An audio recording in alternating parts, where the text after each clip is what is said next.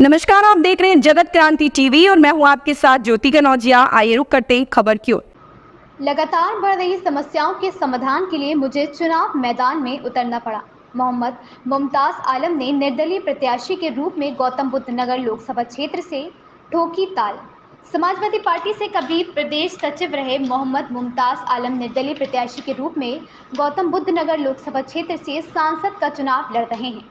उनका चुनाव चिन्ह है कंप्यूटर। इस बारे में दैनिक जगत क्रांति के वरिष्ठ पत्रकार ने उनसे मुलाकात की। चुनाव मैदान में उतरने के बारे में उनका कहना है कि क्षेत्र की जनता की समस्याएं लगातार बढ़ रही हैं और उनका समाधान ना होता देख उन्होंने स्वयं चुनाव लड़ने का फैसला लिया ताकि वे क्षेत्र में बदलाव ला सकें।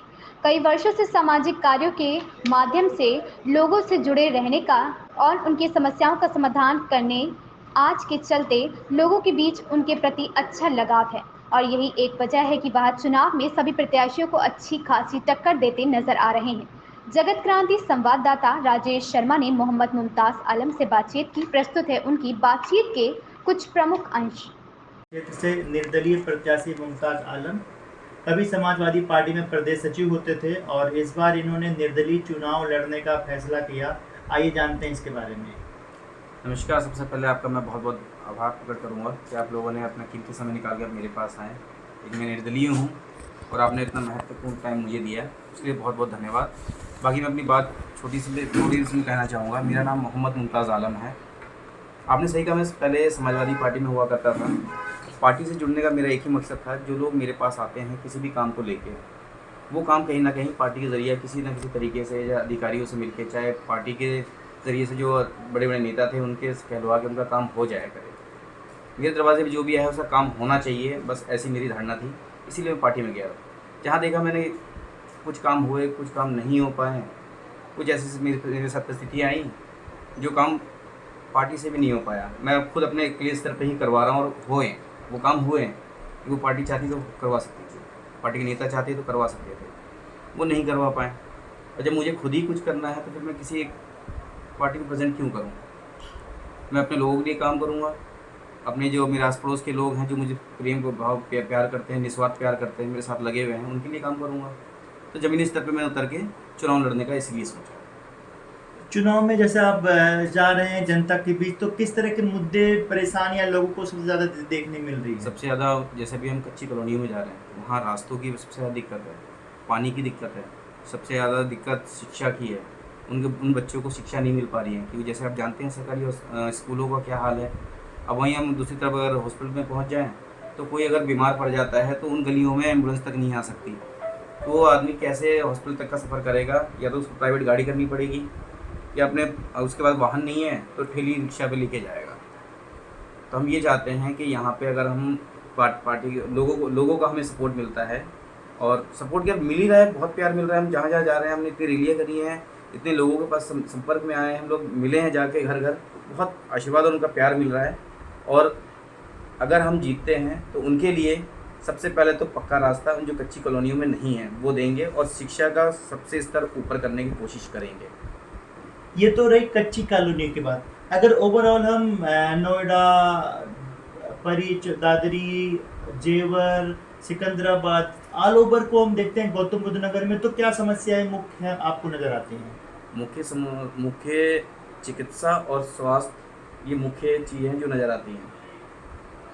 एजुकेशन, जो बच्चों को शिक्षा चिकित्सा मेरे को मेन नज़र आती हैं। और आप देख रहे होंगे अभी यार रोड बन रहे हैं, स्टार्ट हो गए हैं। 5 साल से ये रोड बिल्कुल चकाचक थे और ये बिल्कुल इसी चुनाव के टाइम पे ख़राब हुए हैं और रिपेयर होना स्टार्ट हो गए हैं।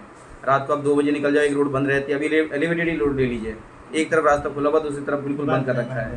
तो ये क्या हो रहा है? इलेक्शन के टाइम पे ये सब नीपापोती क्यों होती है? इससे पहले भी हो सकती थी, साल भर पहले हो सकती थी, ये अभी क्यों हो रही है? लोगों को दिखाया जा रहा है, भ्रमित किया जा रहा है। पानी समस्या के बारे में?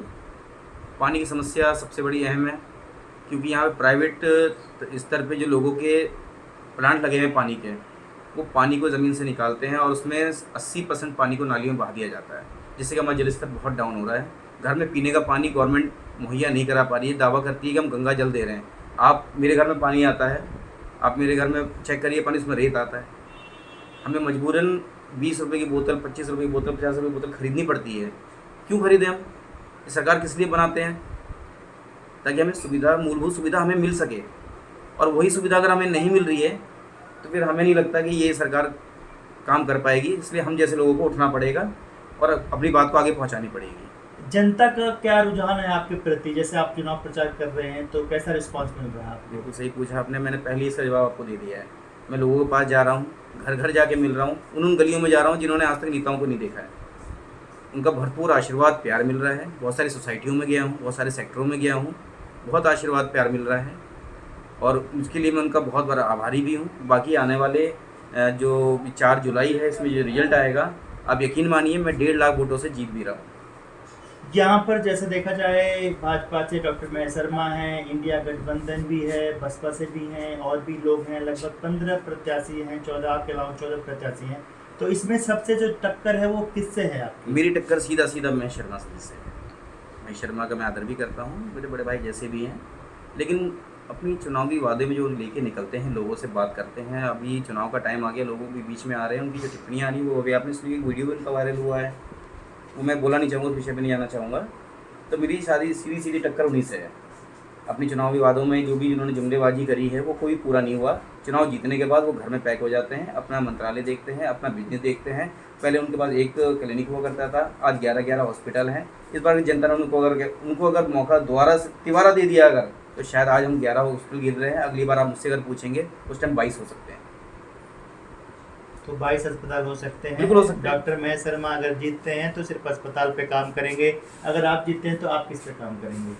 यही मैं एक छोटी सी बात और कहना चाहूँगा। मोदी, इनके जो मेन सर्वे सर्वा हैं, माननीय श्री नरेंद्र सिंह मोदी जी हैं, जो हमारे प्रधानमंत्री भी हैं। उनका डायलॉग फेमस है, उनका सबका साथ, सबका विकास, सबका विश्वास।